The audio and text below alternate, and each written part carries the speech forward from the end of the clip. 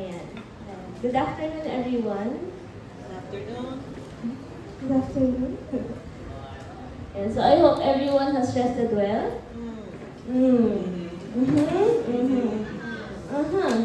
I hope our bodies, minds, and especially our hearts are rested enough to listen and absorb the message that the Lord has prepared for us this afternoon.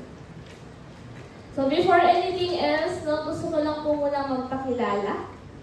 Para sa mga first time lang ako makita. And para doon sa mga nakalimutan na kung sino ako. Bakit? So ako nga po pala si Justine Claire, but you can call me JC. So isa po ako sa mga missionary disciples and youth leader from Manila. So a quick recap lang of what happened this morning. So kanina, Ate Sheila shared with us the image of God the Father. Yeah, she helped us visualize and concretize on how the Father sees us through His eyes. And one fruit na nakuha ko talaga from Ate Sheila's talk is how God truly hopes for our own happiness. And God also hopes that we continue to live for how we are meant to live.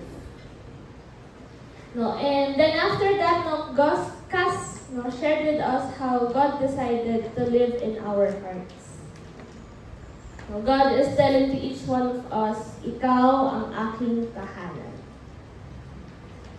What really struck me the most from Cass's talk is the question of what's inside of my heart. Is my heart full of love enough for God to live in here?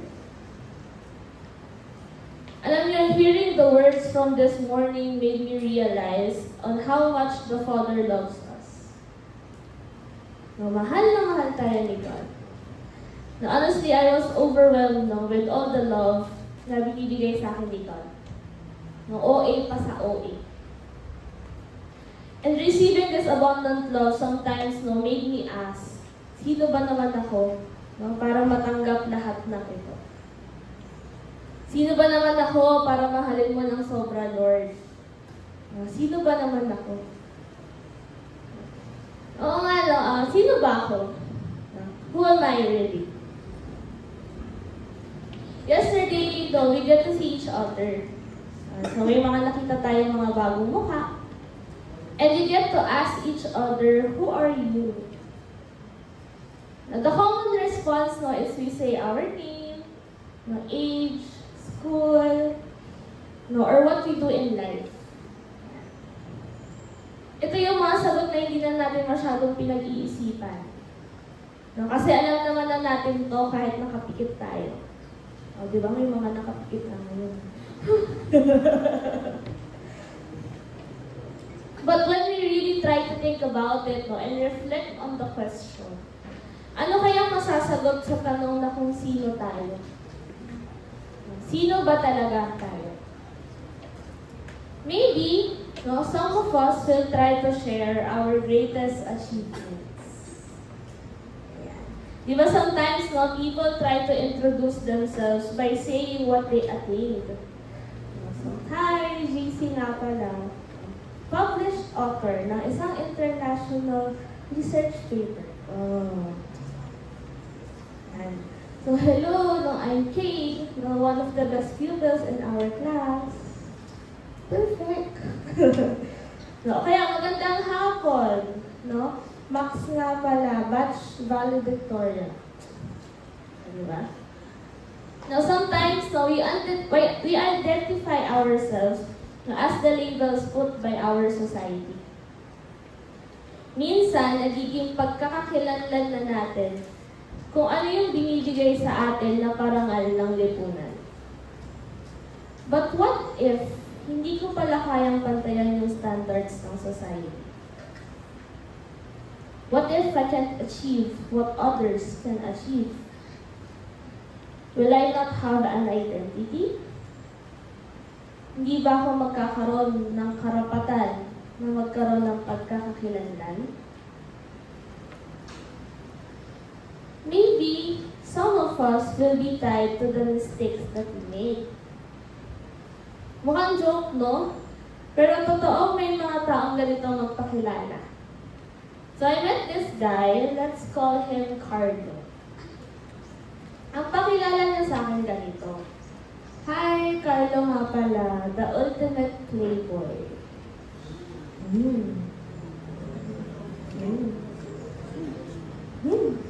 We laughed about it, and I even asked him why he introduced himself like that. Sabi niya, totoo naman eh. I-embrace ko na lang yung kasalanan ko.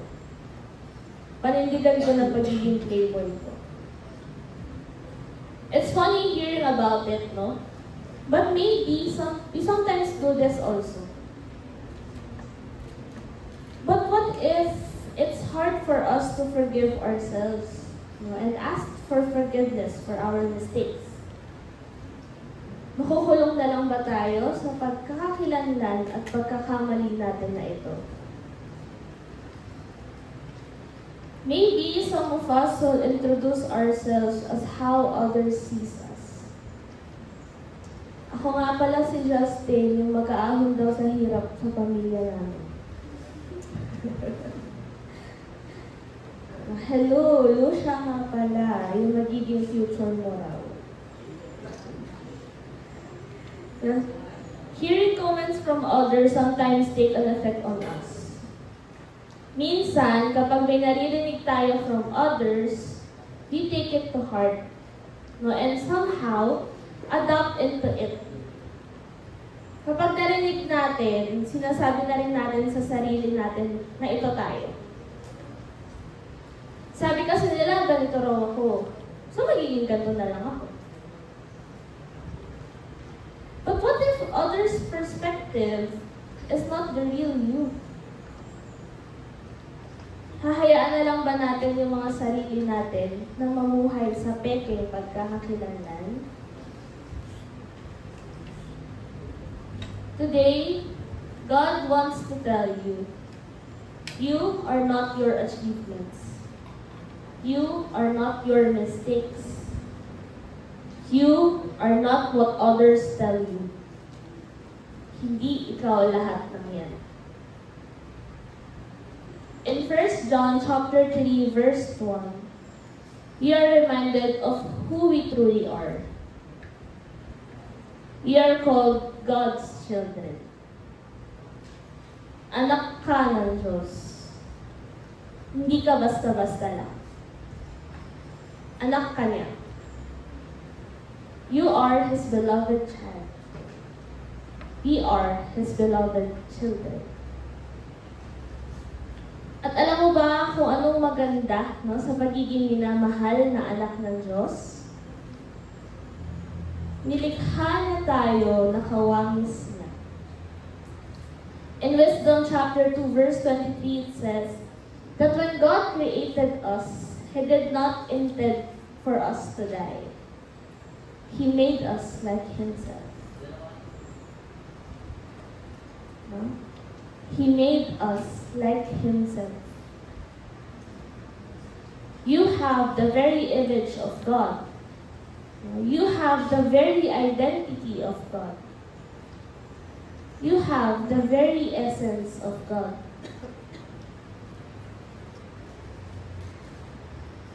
Nasa bawat isa sa atin. After learning about this, sabi ko kay God, so kung nilikha ako na kawangis mo, and si Jesus din ay kagaya mo, edi God is equals to Jesus is equals to me. May equation na. Sabi ko, so pare-pareho lang pala. Edi, Diyosa pala ako. See? No? But kidding aside, ibig sabihin pala nito, may parte si Lord, na parte ko. So, anong common denominator pala natin lahat? Then in 1 John chapter 4, 8, it says there that God is love. So, if God is equals to love, and God is equals to me, may dalawang equation. Then, we can also equate that me is equals to love. Nagets? Okay. Nagets pa. Simple math. I am love. You are love. We all bear the identity of love. We carry in our hearts the fragments of love. All this time, we are being identified as love. This is our true identity. This is how God made us. But what even is love? Sige nga, let me ask all of you, ano ba yung love? Sige, ano yung love? Pag narinig yung love, ano yung naiisip mo? Sacrifice. How about the others?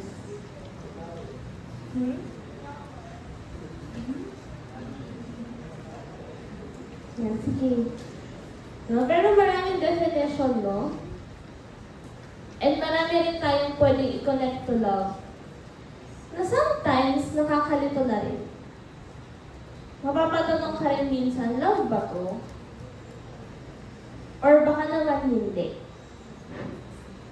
When we lose track of what's the true meaning of love is, let us go back to what the Bible says in 1 Corinthians chapter 13 verses 4 to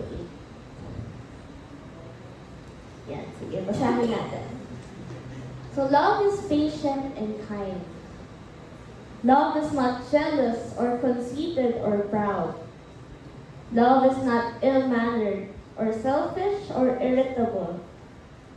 Love does not keep a record of wrongs. Love is not happy with evil, but is happy with the truth. Love never gives up, and its faith, hope, and patience never fail. Love is eternal. Now, I want you to read this out loud. Pero, papalitan niyo yung word na love, tapos ang ipapalit nyo yung pangalan niyo. Okay? Na-gets? For example, JC is patient and kind. Pero use it with your name, ha? And then, sabay-sabay natin basahin. Okay? Okay. Sige. I want you to read it out loud, ha? With conviction. Read it out loud with the true belief that this is you. Okay? Okay, ready? Okay, 1, 2, 3, go.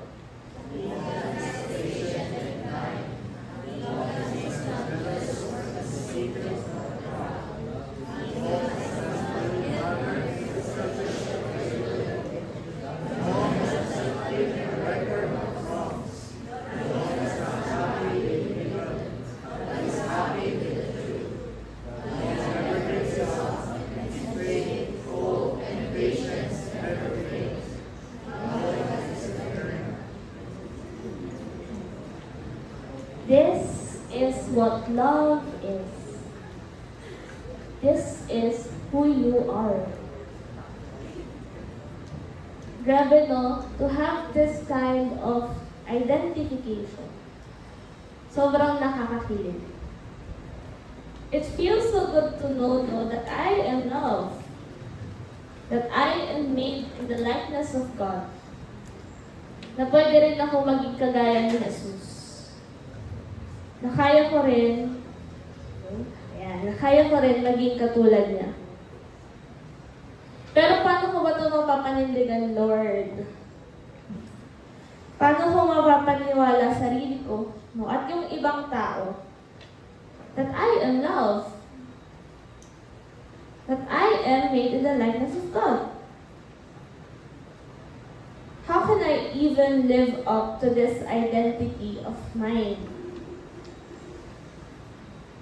And Jesus answered back in John chapter 13, verses 12 to 15 and 34. Yeah. So we all witnessed this last time, no? Last night. When Jesus washed the feet of the disciples. After the washing of the feet, tinanong ni Jesus, if the disciples understood what just happened. Back then, washing of the feet was the act of a servant. So, mga servant lang yung gumagawa nito.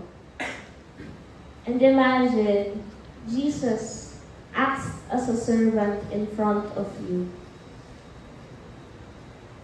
Imagine Jesus serving you. And Jesus invites us to do the same. He invites us to serve one another, just like what He did. He has set an example by going down to us, meeting us at our level, serving us and loving us as we are. And as Jesus did this to us, we are being invited to do the same. We are being invited to love one another. We are being invited to give hope to the people around us. Naging kagaya tayo ni Jesus. Magmahalan tayo kagaya ng pagmamahal niya. Pero parang ang hirap naman pantayan, no?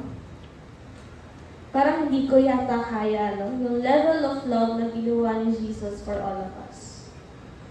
Magpapapako rin ba ako, sa krus? Para sa kaligtasan ng lahat.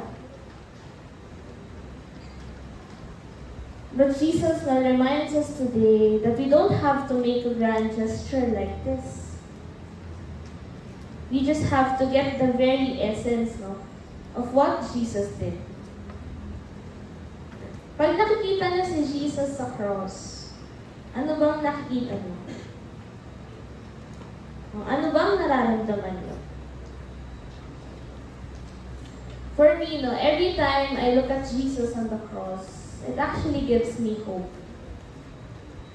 Hope in my God, na mahal niya ako at hindi ako pababayaan. Hope in our community, that we can be considerate of each other and be understanding. Hope in myself, na kaya ko rin magbigay ng pag-asa, kagaya ng binibigay ni Jesus. At first, hindi ko inakala, nakakayanin ko. Kala ko, hindi ko kaya. There was a point in my discipleship na I'm losing hope. Pakiramdam ko, hindi ko nagagawa yung mission ko as a disciple. In Pandakan Youth Group, actually, nag-start lang yun na kaming 4 lang. Nila Cass, ni Ate Sheila, and then ni Jason. So it was just the 4 of us. But then new people come in. Dumating si Justin, nakaklase ni Cass before. May mga naka-attend na rin na mga friends ni Cass. Si Sophia also is here with us, na friend din ni Cass. And it got me thinking, our youth group is growing. And si Cass, dami laging ligtip. Alam nyo, daming nurse dun sa Pandakan. Puro nurse na lang kami. And then it got me thinking, bakit ako walang napapadala? Bakit ako walang nai-invite? And it took a toll on me. Sinasabi ko sa sarili ko na, anong klase ba akong disciple if I don't share it naman with others? Kung hindi ako nakakatulong sa pag-build ng kingdom of God. And I was losing hope. And I was losing my identity. And I was denying of myself the right to be called a disciple. I actually prayed about this to Jesus multiple times. Sabi ko, Lord, parang hindi ko ata kaya magdala ng mga tao papalapit sa'yo. Parang wala akong madala sa'yo. When I look at the cross in our parish, I was praying this during Mass. And then, as I look at the cross, nag-flashback lahat kayo. Yung buong youth ng Virgo. How I see some of the youth here grow in faith. How I see some of you grow closer to Jesus. And how you guys share to me your fruits and telling me how I also inspired you. Jesus reminded me na I have you all. Na hindi totoo wala akong natutulungan lumapit sa Kanya. Kasi nandyan kayong lahat. Kayong lahat na patuloy na pumupunta sa Virgo. At kayong lahat na patuloy na pinakikinggan kami. Kayo na patuloy na lumalapit kay Lord. Kayo yung tinutulungan namin mga disciple na mas mapalapit pa kay Lord. And being reminded of this, naalala ko rin how naturally I was able to let go of those questions myself. And surprisingly, I was able to invite a few people to join our School of the Word. One moment I randomly messaged yung mga naging ka-group sharing ko last time sa outreach program na ginawa natin sa Pandakan. And then now, two of them, Wella and Jasmine, are consistently attending our activities in Pandakan. Actually, Wella is with us right now. So Wella is a fruit of our outreach program. And also, I was able, hindi ko naman siya na-invite, but I was able to, my boyfriend was able to attend our School of the Word last time also.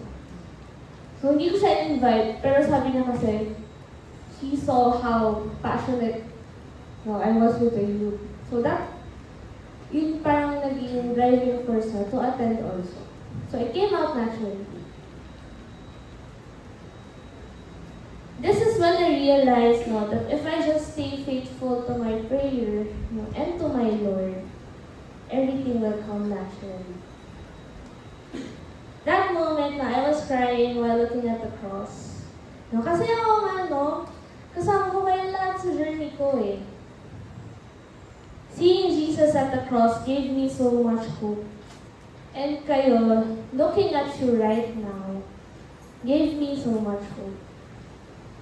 So this is me telling also everyone na you are my hope. You are our hope.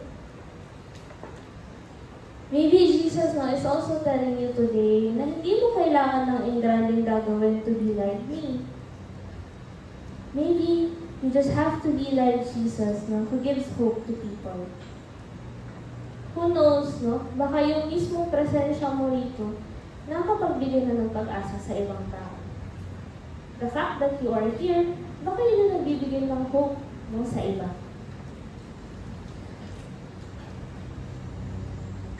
Today, Jesus invites us to be true to our identity, to truly give hope to the people around us. Maging salamin tayo ng pag-ibig upang makapagbigay ng pag-asa sa mga tao sa paligid natin. Kasi kahit sa maliliit na bagay, maaaring magbunga ang pag-asa. Alam ko madaling sabihin ang mga bagay na to, pero mahirap gawin. But if you're struggling how to do this, how to give hope, or how to be loved, balik lang tayo sa 1 Corinthians 13 verses 48. Replace the word love with your name. Read it out loud with conviction and affirmation that this is you. Sometimes kami ni Castle pag naglalokohan, pag malapit na kami mag-away, ito lately sinasabi niya sa akin, JC is patient, JC is kind. Papaalala niya sa akin, napapikin niya ako, JC is patient, JC is kind. So maybe this can be something that you can do also. Yan, nag-aaway na kayo ng friend mo, galawin mo siya. Titigil yan, promise. Bati na kayo ulit. No, but when you're feeling na parang you are losing that identity, no, tap yourself. JC is patient and kind. No, until maniwala ka na ikaw to. Until maging totoo na ikaw talaga to. Now, as we go with the Via Crucis, let us try to see Jesus in the cross and draw hope from Him. Look at Jesus in the cross and get the love from Him. And as we see Jesus being nailed on the cross, may we all be reminded that Jesus is giving His all to us, just for us to give our identity of love. He is giving His all to give us the capacity to love like Him. He is giving us something precious that no one can take away from us. Take a look at Jesus nailed on the cross and ask Him, how can I give out hope and love like you? How can I share the hope and love that I am getting from you?